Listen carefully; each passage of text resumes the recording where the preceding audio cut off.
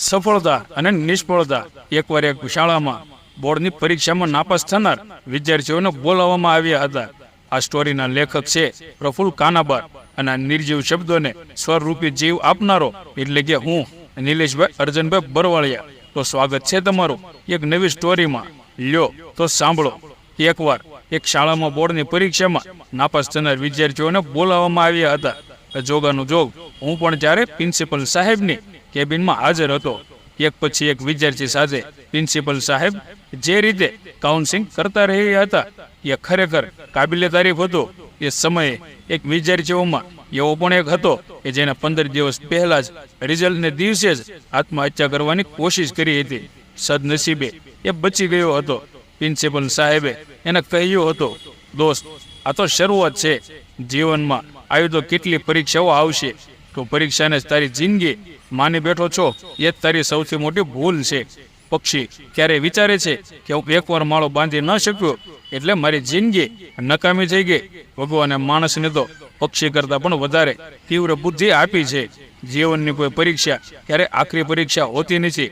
પેલા વિદ્યાર્થીએ તરત જ પ્રિન્સિપલ સાહેબને એ ફરી ક્યારે નિરાશ નહીં થાય, એ આડું અવળું પગલું નહીં ભરે એનો પ્રોમિસ આપ્યો હતો.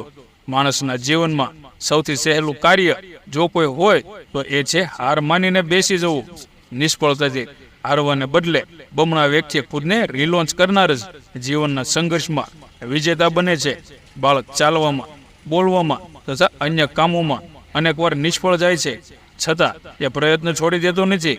સિંહ અને વાઘ શિકાર કરવામાં અનેક વાર નિષ્ફળ જાય છે તો પણ એ પ્રયાસ ચાલુ જ રાખે છે. આપણે સૌ જાણીએ છીએ કે હિન્દી સિને જગતના શહેનશાહ અમિતાભ બચ્ચને જીવનમાં એટલી વાર નિષ્ફળતાનો સામનો કર્યો છે, એટલી વાર એ ફિનિક્સ પંખીની જેમ બમણા વ્યક્તિ ઊભા થયા છે. ખુદ બચ્ચનજીએ ઇન્ટરવ્યુમાં કહ્યું હતું, જીવન જીને કે લીએ સંઘર્ષ આવશ્યક છે.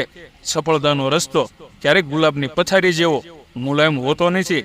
કાંટા તો વચ્ચે આવવાના જ.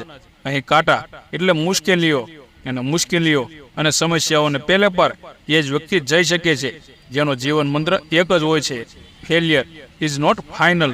કોઈ નિષ્ફળતા આખરી હોતી નથી. દરેક સૂર્યોદય માણસના જીવનમાં એક નવી તક લઈને જ આવતો હોય છે. તો મિત્રો, કેવી લાગી તમને નાની એવી વાર્તા? કમેન્ટ કરીને જણાવજો અને સીતારામ લખવાનું ભૂલતા નહીં. ઓ સીતારામ.